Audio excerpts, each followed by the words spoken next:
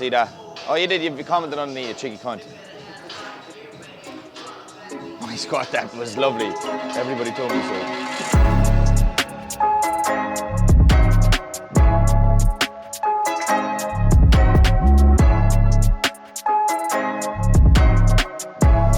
How are we doing, folks? Today's a big clean day. We're going to get pretty heavy on our hang cleans. We're going to do some plyometrics, some jump training, a little bit of arms, some calves, and then some leg accessory work to kind of finish off. So it's a nice little mix of stuff. If you are doing a sport and you're still not working on your plyometrics and you're jumping, today I'm going to make you feel like a fucking idiot for not doing so. You might even want to start doing cleans by the end of this too. We're going to do some deep tier squat jumps, some split pogos, and then we're going to move into some seated box jumps. I'm going to do some kind of cleans, muscle clean kind of variations to warm up the front rack, and then we get stuck into our cleans. But first we got to get those plyos in the go. Let go.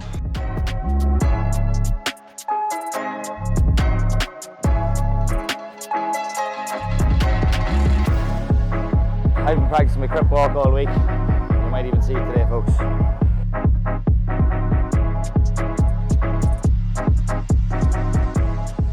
If you've never done a clean before, it looks like it's a simple enough thing, but it's fucking not. You can't think your way into doing it. You need to practice different variations of the Olympic lifts in order to get yourself maneuvering your body around the bar efficiently.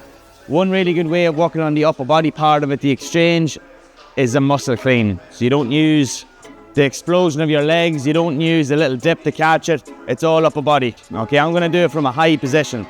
Little bend in the knees, okay? I straighten the legs, whip that bar up into the front rack. We want to do two things here.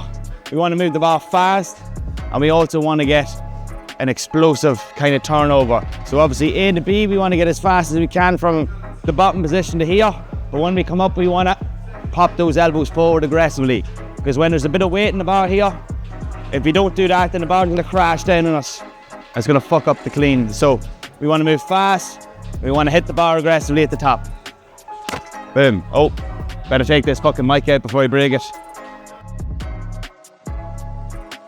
Alright, we're going to do a slight different variation now. I was just doing that same position moving forward. This time I'm going to exchange the legs.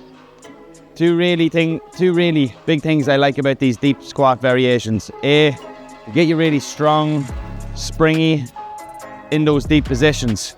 In sport, a lot of time we can get caught in awkward positions down deep, and we need to be able to exchange positions, exchange legs, explode into different directions. If you're not confident bouncing in these positions here, how the fuck are you going to explode out of these positions? So that's one part of it, and the second part of it is allows those joints to adapt, making them strong and resilient, less likely to get injured. Whammy. So now we're going to add in an exchange. So instead of just going up and then we're going to go up, swap legs. Okay, I'll show you. It's a lot easier to do than to explain. We're still moving forward. Okay, you need to get enough air time to change the legs.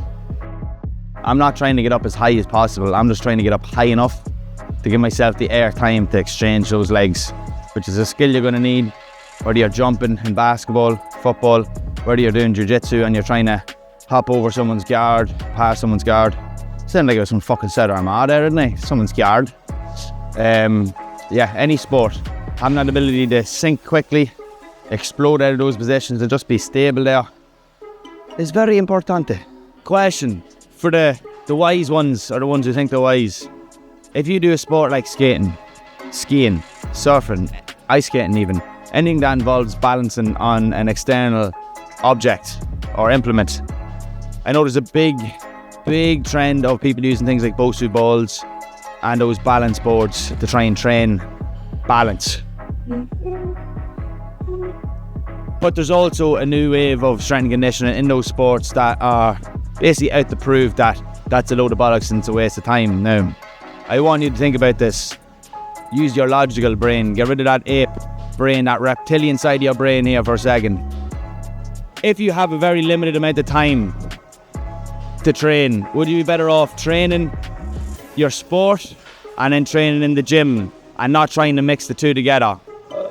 Just a little thing to think about. We're going to revisit this one now in a little while, because personally I think training balance is a little bit of a waste of time for 99% of the people, even if you play sports like that or do sports like that. I'm going to tell you why in a little while. We'll have to go do the set.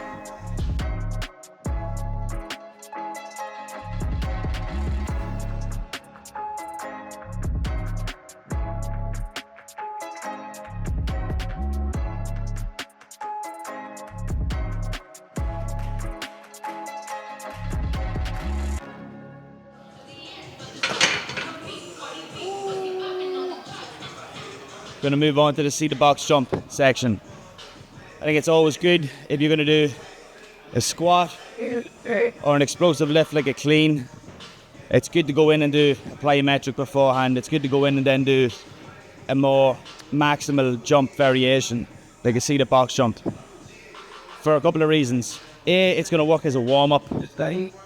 B, you're going to be able to produce more force quicker, which is ideal for cleans, it's ideal for squats. And the third thing is, I know you're probably skipping jumps and plyos anyway, so we got to get them in somehow. Yeah, boy, yeah. Why am I getting scared at this little box?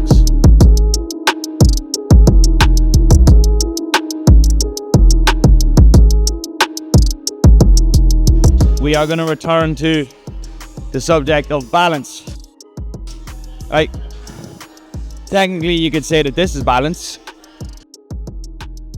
Is this going to make me better at skiing or surfing or ice hockey or any of that bullshit?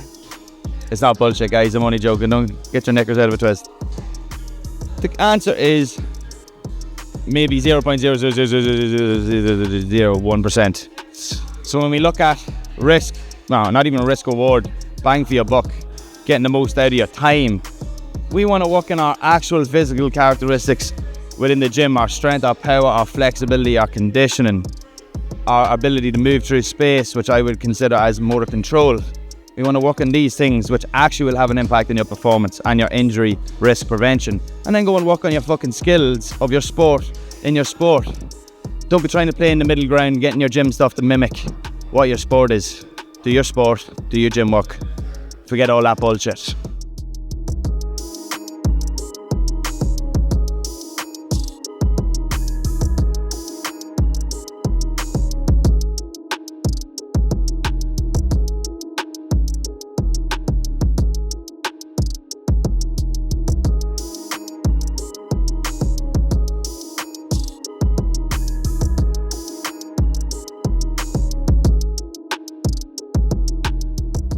This whole topic of surfing and balance and stuff like that is partly inspired by the muchacho behind the camera, and also by a mate of mine that I made in Japan. He's a French dude. Shout out Mael. He taught me how to surf. Well, I still can't surf properly, but he tried to teach me to surf. But he has been coaching high-level surfers, and he would have been involved in a lot of strength and conditioning and stuff. Through conversations with him, I kind of got a little bit more solidified in my opinion of this idea of balance and whether or not we can really efficiently train in it.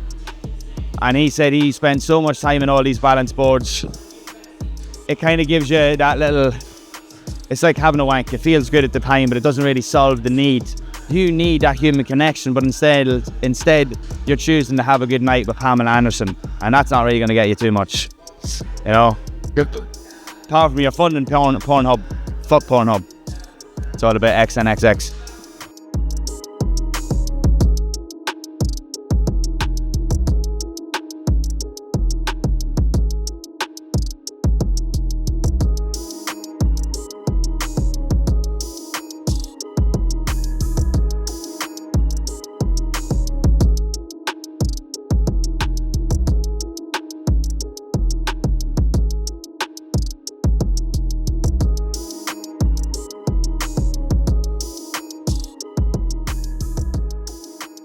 I realised throughout any of the videos I've made so far on this YouTube channel, they've either been food or training, and I need to blend the middle. I need the middle ground to be represented. So I'm going to bring up something very important to me, and that is Wing Society chicken tenders. They're the greatest things ever invented. If you haven't tried them, fucking try them. Salt and chili chicken all over my face. Don't make the mistake I made though. Don't get the habanero buffalo fucking sauce. Unless you want to be sweating out of every orifice of your body, have fluids coming out of all sorts of holes in this little, like, it's not fun. I had to go to kneecap after eating it. Great time, but also not a great time. Next morning, nobody could go near that toilet for about 6 to 7 hours. Anyway, I don't know why I'm bringing this up anyway, but go and get Wing Society. I'm not sponsored, by the way, but lads, go on. I am definitely of the opinion of keeping things simple whenever you don't understand the complexities of training. But there are some more slightly complex ideas that you can kind of bring in to level up your own training. Example, if you do something like cleans, as I mentioned, doing the plyometrics of jumping beforehand can really supercharge what you're going to do with the cleans. If you're doing a bit of bench, maybe you do some plyo push-ups beforehand to try and get that little bit more fast twitch fibre firing. If you struggle to get into a deep squat, doing some deep squat holds, building up the weight can really help you get lower into it. There's a few kind of little links you can start making in your head of things that are going to help other things in your training. As you get more into your training journey, start picking these up, start experimenting, start seeing what works best for you.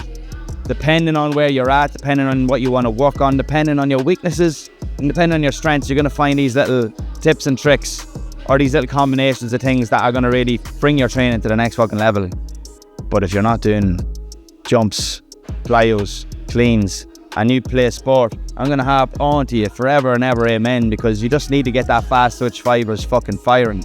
All your slow control lifting is not going to do it for you. Sorry, it always ends up being a fucking hating match in bodybuilding, doesn't it? Sorry, bodybuilders. I love you, Israeli.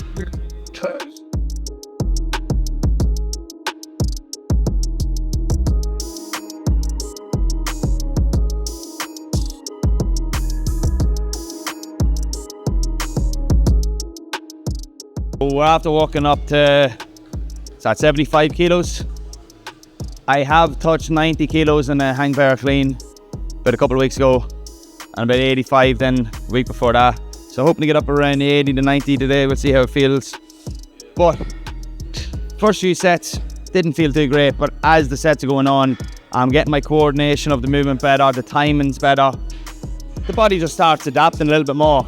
And this is a little lesson. Just because a set or two feels shite doesn't mean that's an excuse for you to stay at where you are, or stay where you are in terms of weight. Each set, you should feel like you're getting a little bit better. You should feel like your skill of the movement is improving, your time and your technique.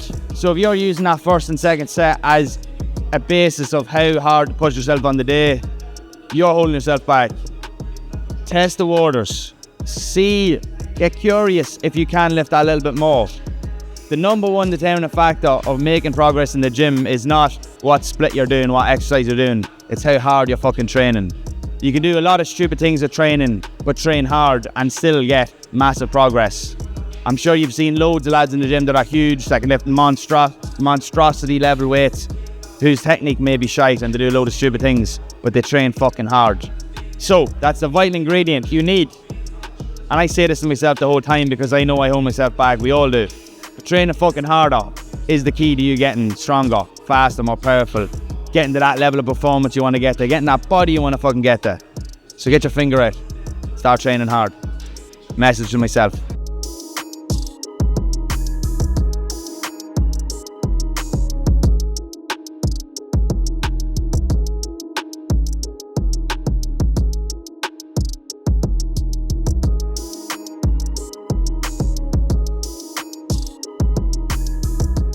Session is complete without some arms. Humps get you humps.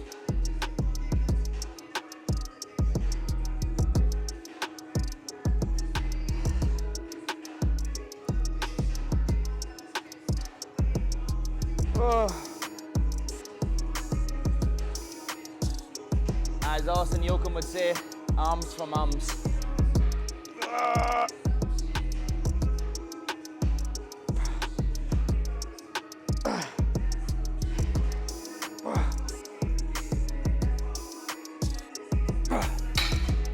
Oh, one more set, we're done.